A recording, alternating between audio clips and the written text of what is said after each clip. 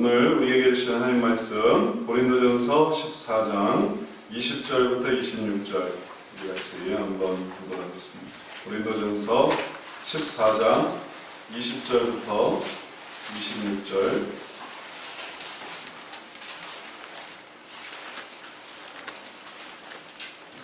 찾으셨나요?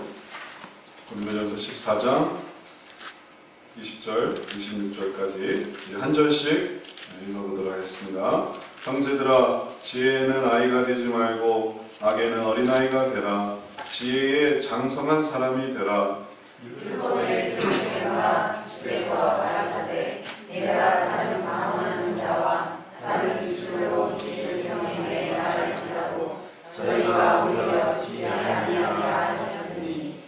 그러므로 방언은 믿는 자들을 위하지 않고 믿지 아니하는 자들을 위하는 표적이나 예언은 믿지 아니하는 자들을 위하지 않고 믿는 자들을 위함이니.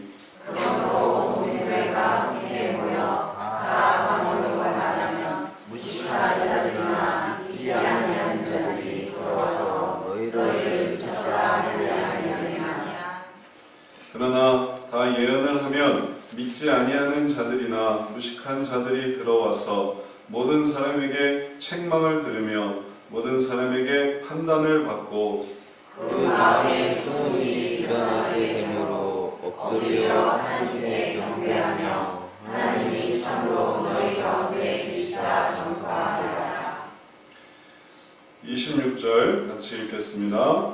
그런즉 형제들아, 어찌할꼬 너희가 모일 때에 각각 찬송시도 있으며 가르치는 말씀도 있으며 계시도 있으며 방언도 있으며 통역함도 있나니 모든 것을 덕을 세우기 위하여 하라. 아멘. 우리가 교회 생활하면서 덕을 세우게 된다. 이건 참 중요한 얘기입니다. 덕을 세운다. 교회 생활이 덕을 세우기 위해서 진행이 되어야지, 교회 생활이 덕을 세우는 것과 상관이 없으면 그러면 교회 생활은 무의미해집니다. 가장 중요한 역할을 잃어버리는 것입니다. 학교에서 제일 중요한 역할은 배우는 일이지 않습니까? 근데 배우는 것이 사라져버리면 이제 학교가 뭐가 되겠습니까? 학교는 그냥 교제하는 장소로 전락해버릴 것입니다. 병원이 병을 낫게 하는 게 제일 목표이지 않겠습니까? 근데 병원이 가장 중요한 이 병을 낫게 하는 목표를 잃어버린다면 그럼 병원은 뭐가 되겠습니까? 병원은 그냥 소일하는 곳으로 전락할 것입니다. 교회는 덕을 세우는 곳입니다. 교회는 인간관계를 맺는 것도 아니고 또 친구를 찾으러 오는 것도 아니고 교회는 자기 유익을 얻으려고 하는 것도 아니고 교회는 덕을 세우는 곳입니다. 그래서 덕을 세우기 위해서 되어지는 것이 제일 중요한 것입니다. 오늘 우리가 덕을 세운다라는 말의 원어의 표현을 보면 오이코도메라는 것입니다. 헬라어로 오이코도메. 이건 뭐냐면 영어로 edify 한다는 겁니다. edify라는 이 영어의 의미는 의식을 고양시키다, 교화시키다 이런 뜻을 가지고 있습니다. 그러면 이 덕을 행한다 혹은 edify 한다, 오이코도메 한다라는 것은 뭐냐면 수준을 고양시키고 올리고 그리고 그것을 더 높이게 하는 그 모든 것과 관련된 것입니다.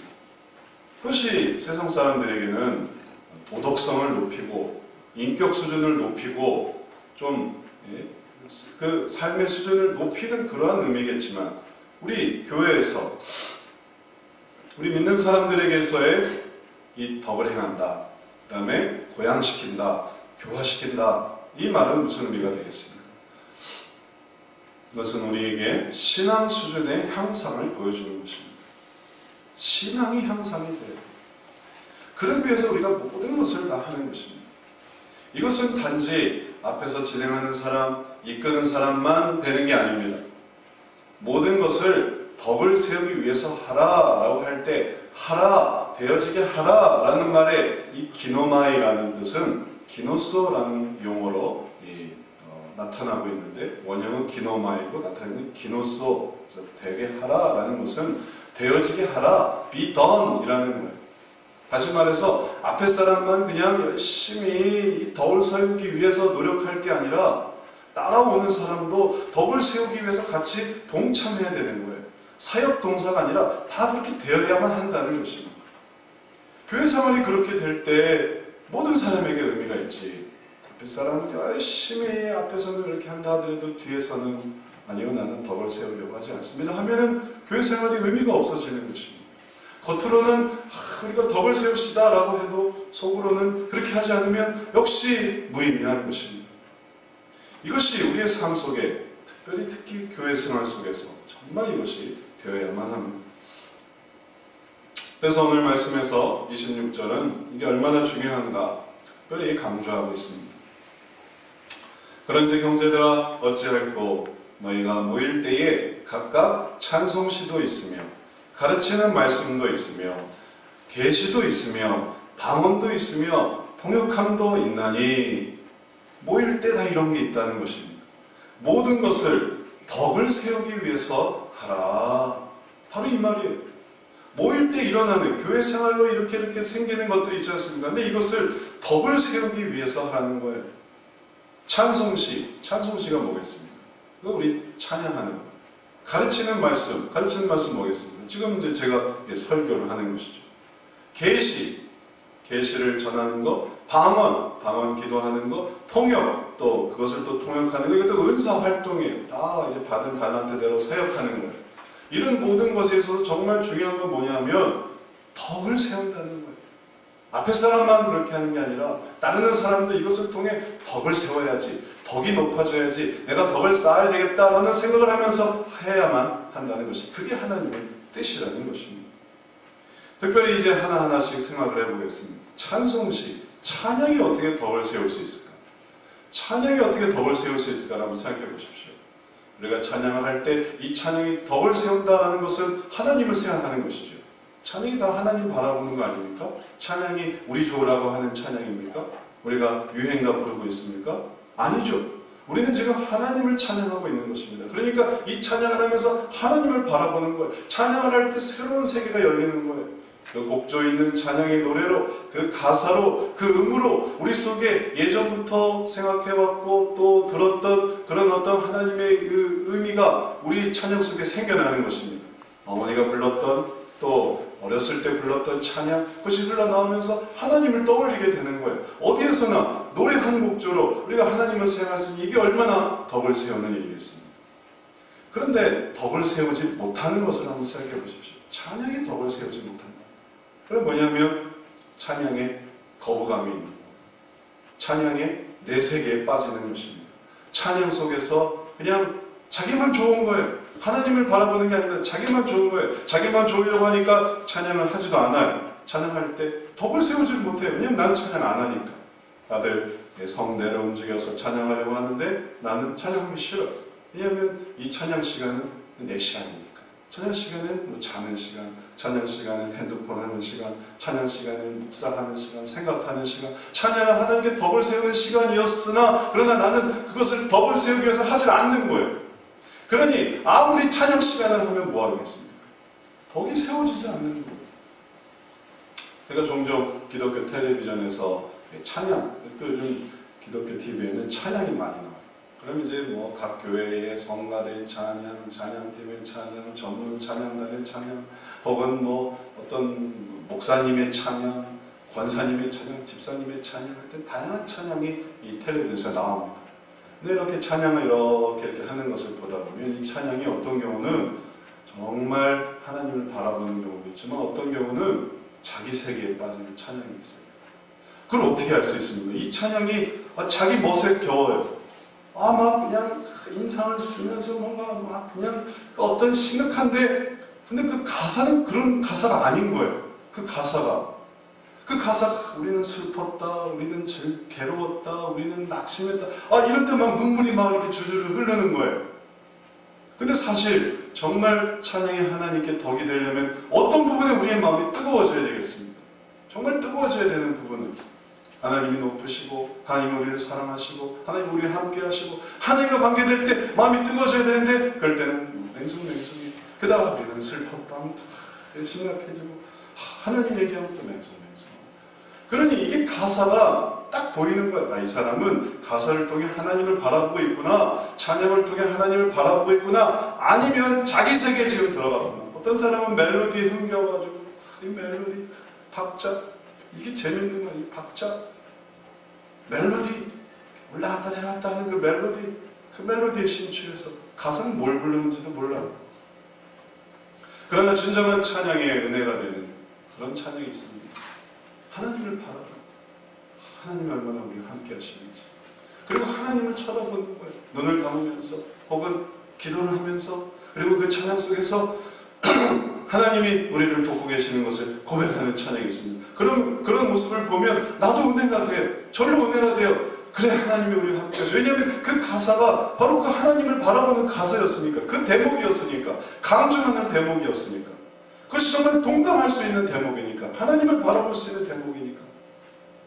찬양은 우리로 하여금 덕을 세우기 위해서 존재하는 것입니다. 우리가 노래를 좋아하는 민족이라 하나님께서 노래 좋아하는 민족에게 노래하게 해라 이렇게 해주신 게 아닙니다. 어느 민족이든지 어느 인종이든지 찬양을 통해, 찬양 시간은 그저 예배를 빨리 또 하는 하나의 한 부분도 아니에요. 이건 하나님께 덕을 세워가는 시간입니다. 그래서 거기서 마음이 열려서 하나님을 바라보면, 그러면 이제 우리가 덕이 쌓아지는 거예요.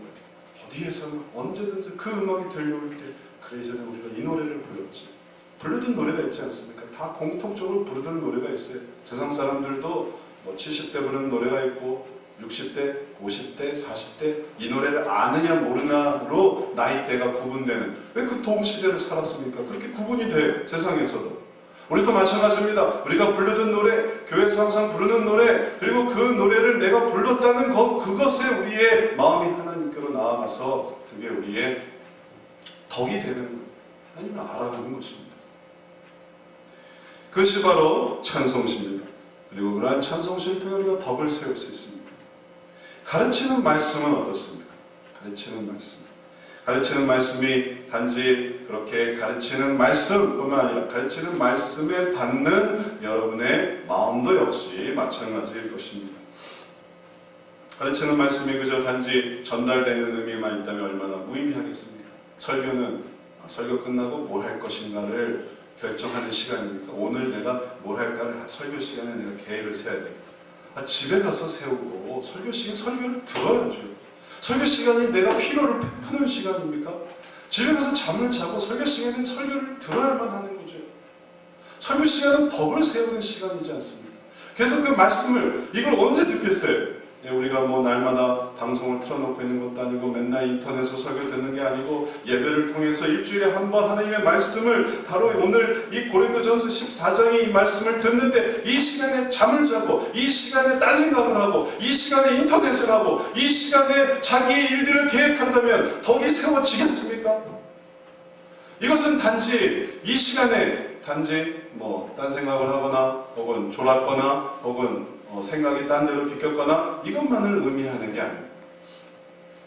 덕을 세운다는 것은 어떤 의미가 있냐면, 어떤 설교는 우리에게 있어서 너무 재밌게 해요. 한순간도 틈을 줄 수가 없었어요. 한 번도 졸지 않았어요. 그리고 너무너무 웃겼어요. 오늘 설교 너무너무 좋았어. 한 번도 안 잤어. 그리고 한 번도 생각이 바뀌지 않았어.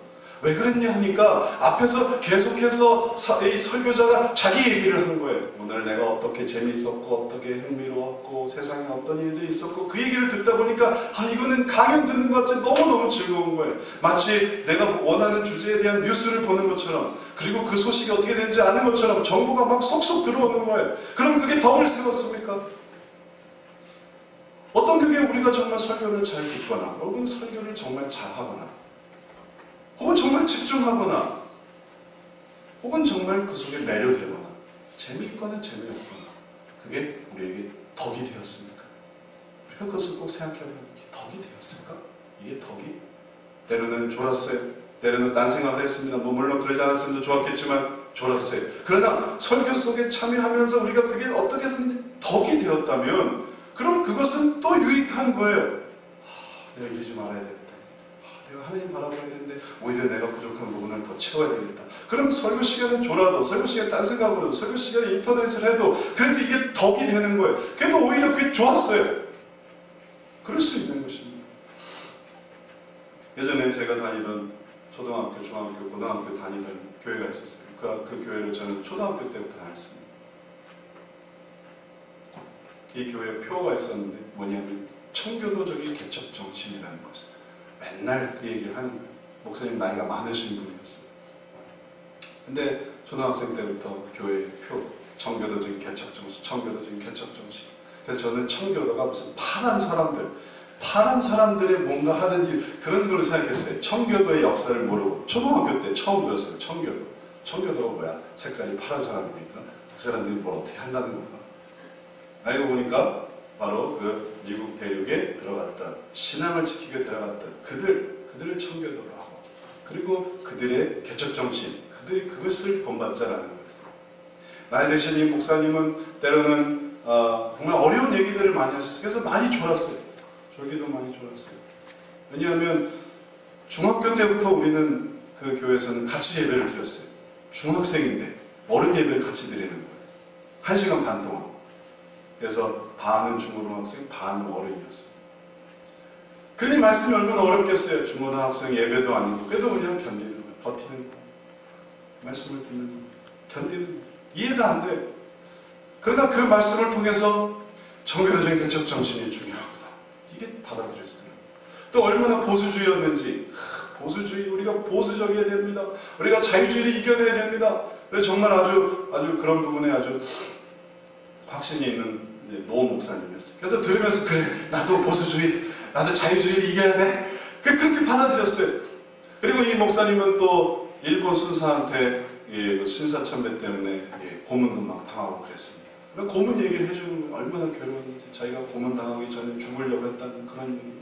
그럼 막 벌벌벌 떨면서 일본 순사한테 고문 당하는 그 얘기를 들으면서 나도 그럴 때 이겨내야지. 나도 내 목에 칼이 들어가도 내가 내 신앙을 지켜야지. 그러면서 컸습니다. 설교 하나도 재미있지 않았어요. 설교 하나도 무슨 말인지 몰랐어요. 하지만 덕이 됐어요. 나타나면 덕이에요. 하나님께 대한 열심, 하나님께 대한 신앙, 내가 그렇게만 해야 되겠다. 남는 건 덕입니다. 여러분이 설교를 들었습니까? 무슨 설교가 기억났습니까? 여러분이 어렸을 때 들었던 설교 중에 정말 기억나는 설교가 있습니까? 아니요. 남는 건 덕이에요. 덕, 하나님께 대한 신앙, 그렇게 쌓아나가는 것입니다. 그래서 오늘도 덕을 세우기 위해서 설교자는 열심히 목소리 높이는 것이고, 또 덕을 세우기 위해서 때로는 덕이 되지 않는 것은 그냥 넘어가고, 덕이 되는 그 한 말씀을 붙들기 위해서 청중들은 아주 늘 벌겋게 뜨고 그리고 노력하는 거예요. 여기서 어떻게 덕을 찾을까? 그냥 덕이 돼야 되니까 한 말씀이라도 붙들고 내가 살고, 그래서 하나님을 의지하기 위해서 그 덕을 찾는 겁니다. 그래서 하나를 붙들었어요. 그래서 어떤 사람은 은혜가 돼요. 그 말씀, 다른 모든 건 다 별 의미가 없었는데 그 말씀 하나는 내가 잡았어. 그래서 그게 덕이 돼서 그렇게 덕으로 만들어요. 어떤 설교자도 다 엉뚱한 얘기 하다가 마지막에 정말 중요한 얘기 한마디였어요. 근데 그게 또 사람들에게 덕을 끼쳤어요. 그럼 그게 덕이 되는 거예요. 이게 중요한 일입니다. 설교뿐이겠습니까? 그 위에 이루어지는 계시, 방언, 통역함, 어떤 사람은 은사가 있어요. 예언을 할 수 있습니다. 기도를 해줄 줄 알아요.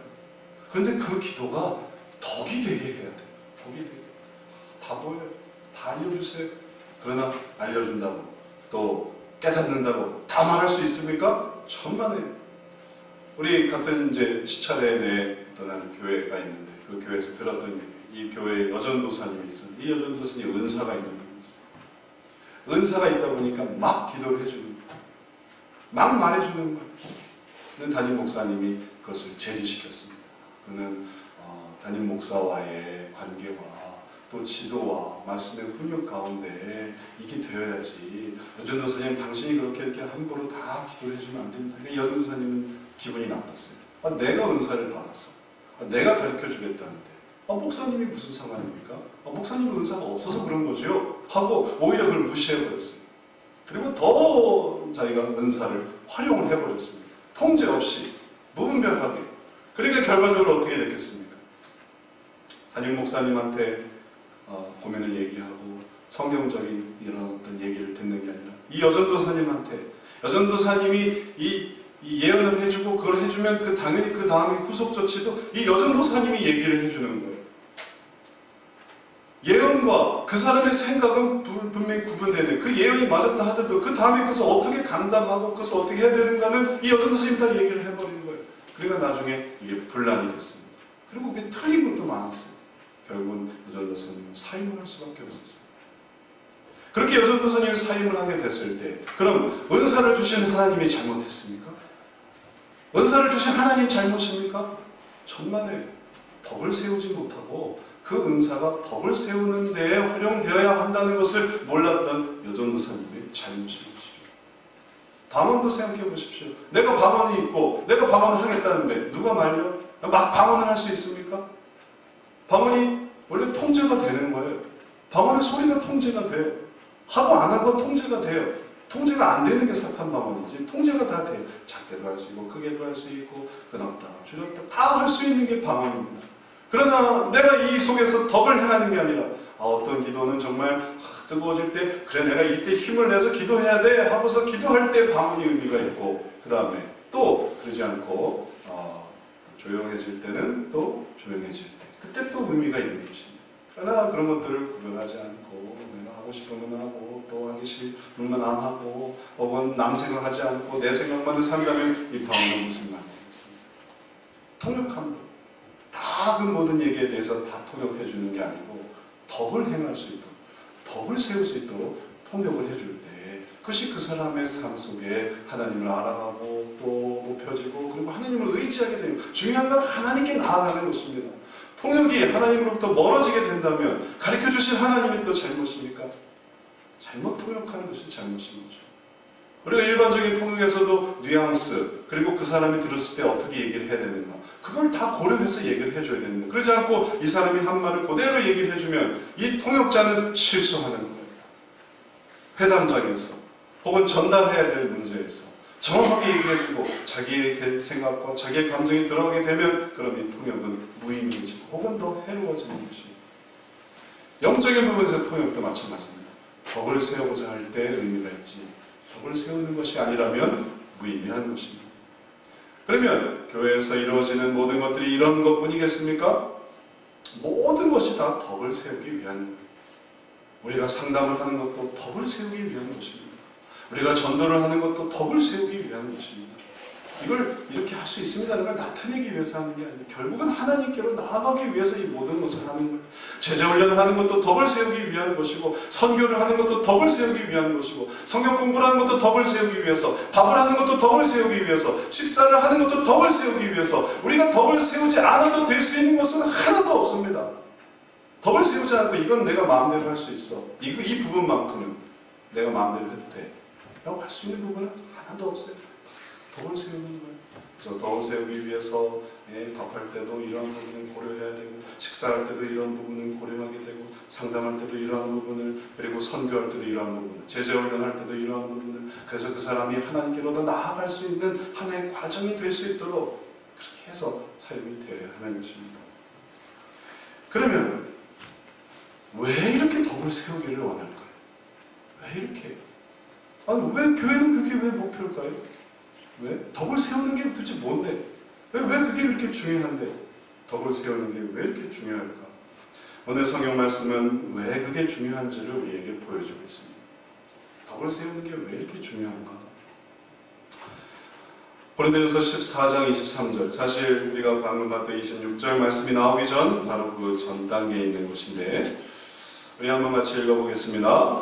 그러므로 온 교회가 함께 모여 다 방언으로 말하면 무식한 자들이나 믿지 아니하는 자들이 들어와서 너희를 미쳤다 하지 아니하겠느냐.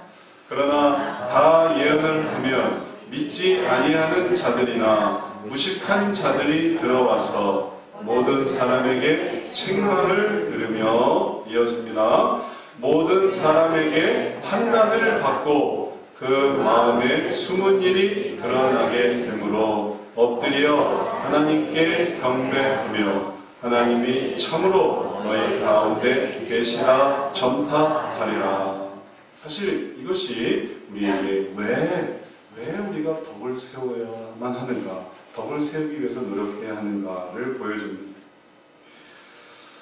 다시 한번 돌아와서 방언으로 말할 때 사람들의 반응을 한번 보십시오. 온 교회가 막 함께 모여서 방언으로 말한다고 했어요. 방언이 왈왈왈왈왈왈 방언으로 말한다고 했어요. 우리는 다 그 방언을 어떻게 받고 그것이 또 무슨 의미인지를 압니다.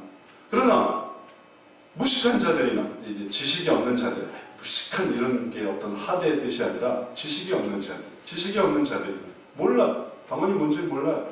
또는 믿지 아니하는 자들이, 불신자들이 방언이 뭔지 모르는 그리스도인들이나 혹은 믿지 않는 자들이 와서 볼 때 미쳤다 하지 않겠니? 맞아요. 딱 그래요. 때로 방언하는 모습, 방언 기도하는 모습 TV에서 찍어서 이렇게 TV로 보잖아요. 미친 것 같아. 그리고도 그렇게 느껴져요. 그렇게 보인다면 그들의 시각이 그렇게 보여요. 뭐지? 이거 정신 나갔네? 아니 알 수 없는 말을 이렇게 저렇게 그냥 중얼중얼 소리 높여서 잘도 하네. 미친 거예요. 정신이 나간 거예요. 그러니 이 방언이 그렇게 보여지니까 그때는 어떻게 해야 되겠느냐 할 때 예언이 있는 것입니다. 예언은 뭡니까? 예언은 받아 말하는 것뿐만 아니라 하나님께서 원하시는 그 뜻을 전해주는 것도 예언이에요.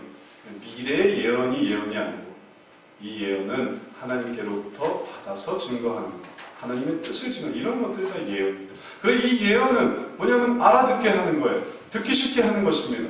말이 돼요. 그리고 설명하는 것입니다. 그러나 하나님께서 특별히 또 말씀해 주신 그 은사를 활용하는 것이기 때문에 방언과 비슷하게 그래서 그 사람들의 상태를 보여줘요. 그래서 그 사람들에 대한 책망이 주어집니다. 혹은 그 사람들의 상태를 드러나게 합니다. 예수님께서 나다나엘이 오실 때, 나다나엘이 왔을 때 나다나엘을 보고 말씀하셨어요. 보라, 이는 참 이스라엘 사람이로다. 그게 일종의 하나님이 주시는 말씀인 겁니다. 그래서 어떤 사람은 그에게 구원의 가능성이 있음을, 혹은 그에게 정말 믿을 수 있는 가능성이 있음을, 혹은 그 사람이 신실한 것을, 혹은 반대로 그 사람이 악한 것을, 시몬에게 베드로가 네가 이 돈의 눈이 어두워서 하나님의 은사를 사고 팔 줄로 생각하느냐? 그것도 하나님의 뜻으로 말하는 그런 말씀입니다. 그래서 그 악함을, 그 추함을, 그 완악함을 그렇게 말해줄 수 있습니다. 그러면 어떻게 되겠습니까? 그 사람이 가슴이 찔리는 거예요. 깨달아지는 것이 내가 이런 부분에 내가 부족함이 있구나. 그리고 그 숨은 일이 드러나게 되는 그 내용을 통해서 그 사람의 어떤 문제를 지적하고 그 사람의 어떤 상태를 보여주고 그 말들을 통해서 그러나 이러한 과정을 통해서 드러나는 것이 무엇인가 하면 이제 25절 말씀에 나오는데 하나님께 경배하며 하나님이 참으로 너희 가운데 계시다 전파하리라. 이게 이루어지는 하나님이 참으로 너희 가운데 계시다. 이제 덕을 행해야 되는 이유가 바로 여기 있습니다. 하나님이 참으로 너희 가운데 계시다. 이걸 깨닫게 되는 거예요. 하나님을 깨닫게 되는 것입니다.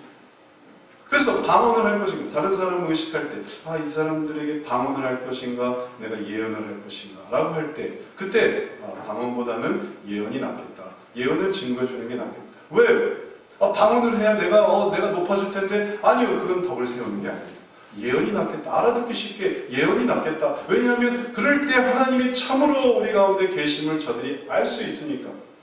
이게 판단 기준인 거예요. 덕을 세우게 되는 이유입니다. 그것이 하나님이 계심을 나타내는 것이기 때문에 우리가 교회에서 이런저런 모습을 가지고 이런저런 활동을 할 때 어떻게 해서든지 하나님의 계심을 나타내야 됩니다. 하나님의 역사하심을 나타내야 됩니다. 하나님이 이 세상에 오셔서 우리를 구원하려고 하셨지 우리들을 심판하려고 오셨습니까? 이 모든 일들을 하나님이 잘되게 하기를 원하시지 이 모든 일들 하나님이 망가뜨리려고 하십니까? 하나님은 오늘도 잃은 자를 찾으려고 하시고 그리고 상한 자를 고치려고 하시고 꺼져가는 심지를 다시 한번 일으키시려고 주님은 애쓰십니다. 주님이 우리 가운데 오셔서 하시는 일이에요. 그래서 우리가 기도할 때 저 사람 망가지게 해주십시오 라고 기도하지 않습니다. 그리고 우리가 모여서 기도할 때 그 사람 참 나쁜 사람이야 라고 말하지 않습니다. 왜냐하면 하나님이 계시는 것은 우리가 그 사람을 어떻게든지 도와주려고 하고 그 사람이 어떻게 믿음을 갖게 하려고 하고 그러한 것이 되기 때문에 우리에게 이렇게 나타나는 것입니다. 설교 시간에 만약에 국가를 비판하고 정부를 비판하고 그리고 우리가 이 정부를 뒤집어 엎자라고 말한다면 그럼 그것은 덕을 세우는 것입니까? 우리가 찬양을 하면서 우리의 이 감정에 겨워서 우리가 이렇게 슬픈 삶을 살아왔구나 하면서 그렇게 그냥 심판 쪽으로 나간다면 그런 것은 덕을 세우는 것입니까?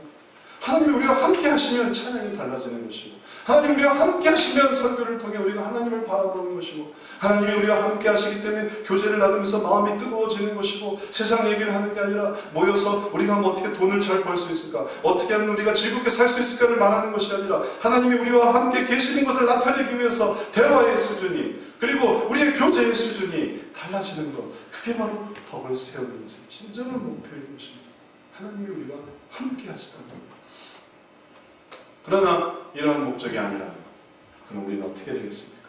하나님의 덕을 오히려 가리는 것이 돼요. 덕을 세우는 데 합력하기는커녕 우리는 오히려 덕을 가리는 거예요. 하나님은 우리 가운데 계셔서 역사하시고, 그리고 나타내셔서 한 사람이라도 올바른 길로 가게 하시려는, 한 사람이라도 구원하시려고 하시고, 구원받은데 거룩한 삶을 살게 하시려고 주님은 애쓰고 계시는데, 우리는 만약에 그러한 목표가 아니라면 그럼 어떻게 되겠습니까? 그 목표를 우리는 거부하는 것이 됩니다. 그 목표를 우리는 저항하는 것이 됩니다. 작년 5월에 우리나라 대통령이 미국에 갔습니다. 그래서 미국에 가서 여러 가지 묵상도 하고 우리나라의 이 문제도 같이 논의하고, 그래서 이 모든 이 대통령 수행관들이 가서 열심히 대통령을 보좌해서 열심히 일을 하고 있었어요. 근데 갑자기 아주 깜짝 놀랄 소식이 들려왔어요. 대변인이 현지에서 경질이 됐다는 거예요. 그리고 그가 급거 귀국을 하게 되는 거예요. 이게 도대체 무슨 일일까? 지금 우리나라 대통령이 우리나라의 모든 이 유익과, 그리고 우리나라의 안전과 우리나라의 번영을 위해서 애써서 지금 뭔가를 하고 있는데, 아니 왜 그 밑에 있는 그 부하가 왜 갑자기 경질이 됐을까? 왜 갑자기 귀국하게 됐을까? 나중에 알고 나서 우리가 깜짝 놀라지 않았습니까? 그는 정말 자기의 섬겨야 할 상관이고, 또 우리나라를 대표하는 대통령이 열심히 나가서 그 일을 하고 있을 때 자기 욕심을 취하고 있었어요. 술 한잔을 기울이며 한국 교포 인턴을 성추행하고 있었던 거예요. 자기의 욕심에 이끌린 거예요. 이걸 연합해서 그것을 하나라도 더 하고, 뭐 문서라도 하나 더 보고 챙길 거라도 하나 더 챙기고, 그리고 어떻게든지 대통령의 일들을 보좌해서 계속 국위를 선양해야 할 그 위치에서 그는 자기 원하는 것을 하고 있었던 것입니다. 우리가 이러한 모습을 보면서 참 손가락질하죠. 비판하죠. 그리고 한심하다고 생각하죠. 그러나 우리를 보십시오. 우리도 한번 생각해 보십시오.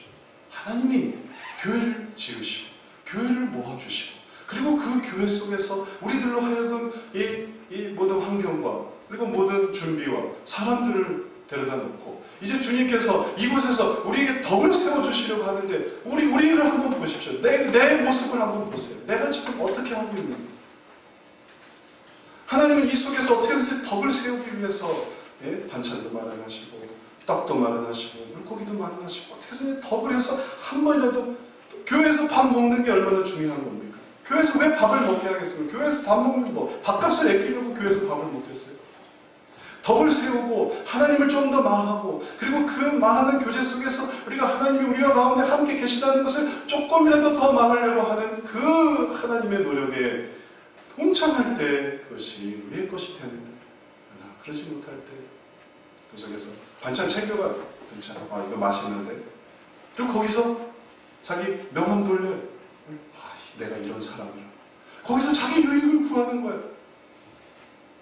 하나님 보시기 어떻습니까? 아름다우세요? 하나님 보시기 잘한다. 교회 와서 참 귀해주는 일을 하고 있다. 하나님이 칭찬하시겠습니까? 그러다가 나쁜 일에 얼류되는 거죠. 악한 욕심이 들어가는 거죠.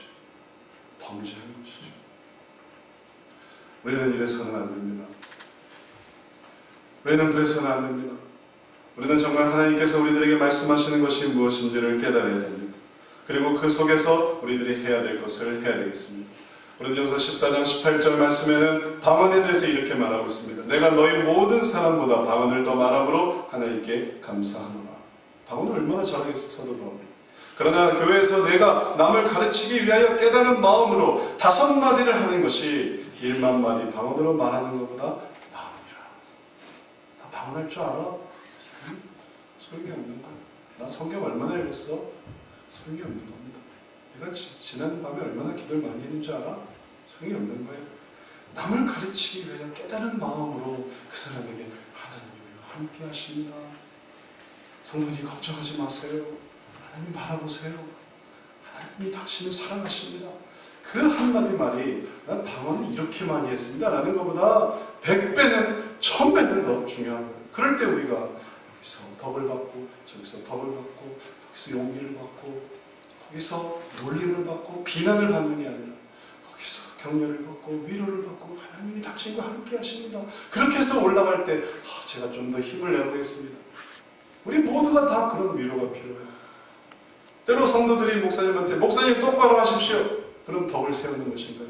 목사님 제가 목사님 위해서 기도하겠습니다. 목사님 설교가 요즘 부족하시네요. 설교가 요즘 너무 재미가 없습니다. 그러나 제가 목사님 위해서 기도하겠습니다. 그럼 목사님이 덕이 세워지는 거예요. 그렇지 않은 사람이 없어요. 우리가 다 덕을 세워서 하나님께로 우리가 갑시다 라고 할 때 우리가 정말 다 같이 그 덕으로 올라가는 거지. 당신은 덕이 없으니 내려오세요. 당신은 덕이 없으니 내려오세요. 이 사람 참 덕이 없어. 이 사람 참 덕이 없네. 그렇게 해서 다 내려놓는 게 아니라 우리가 정말 깨달은 한마디 말로 주님의 일을 하는 것이 중요합니다. 그럴 때 하나님께 다시 한번 경배하며 하나님이 참으로 너희 가운데 계시다. 우리도 깨닫게 돼. 참 하나님이 우리 가운데 계시구나. 하나님이 우리 가운데 계십니다.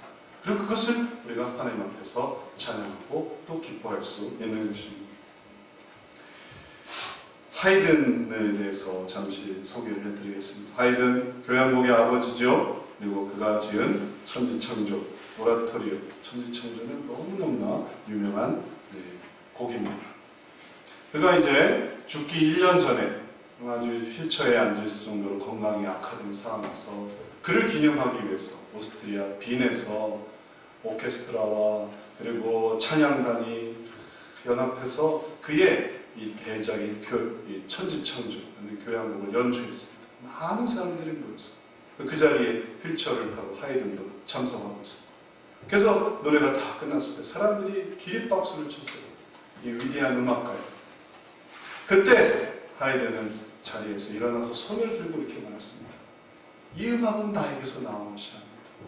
이 음악은 저 위에 하늘에 계신 우리 하나님으로부터 나온 것입니다. 그 얘기를 했대요. 그 노음악가가 그 영광을 다 받을 수도 있지 않습니까? 얼마나 위대해요. 얼마나 놀라워요. 그래서 제가 좀 열심히 했습니다. 제 마지막 남은 옆자리입니다. 오래오래 기억해 주십시오. 이렇게 말 한마디 해도 되잖아요. 그러나 그는 그렇게 말하지 않았습니다. 하나님을 향했어요. 하나님이 하시는 이 음악은 나에게서 나온 게 아닙니다. 이 음악은 하늘에서부터 온 것입니다. 그는 더 기뻤어요. 더 하나님을 바라보니까 덕이 되는 거예요. 그렇게 덕이 되는 거예요. 내가 됐습니다. 내가 잘났어요. 내가 똑똑했어요. 덕이 안 돼요. 그러나 하나님이 하셨습니다. 하나님이 주신 것입니다. 이 덕이 되는 것입니다. 그럼 우리도 하나님께로 가야겠구나. 하나님께로 나가야겠구나. 하나님을 깨달을 수 있는 것입니다. 그것이 바로 하나님 나라의 성장한 삶의 모습입니다.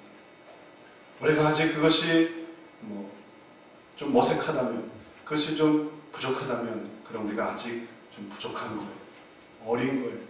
그러나 그렇게 할 수 있으면 그게 하나님께 성장하는, 그게 성장의 모습입니다. 그래서 사실 오늘 말씀의 시작이 14장 20절에 형제들아 지혜는 아이가 되지 말고 악에는 어린아이가 되라. 지혜의 장성한 사람이 되라. 여기서부터 시작되는 것입니다. 그게 성장한 자의 모습이에요. 어린아이가 제가 잘했어요. 제가 이런 거 좋아해요. 제가 얼마나 밤을 샜는데요. 제가 얼마나 노력했는데 이렇게 많은 사람이 그 지혜의 아이가 되는 거예요.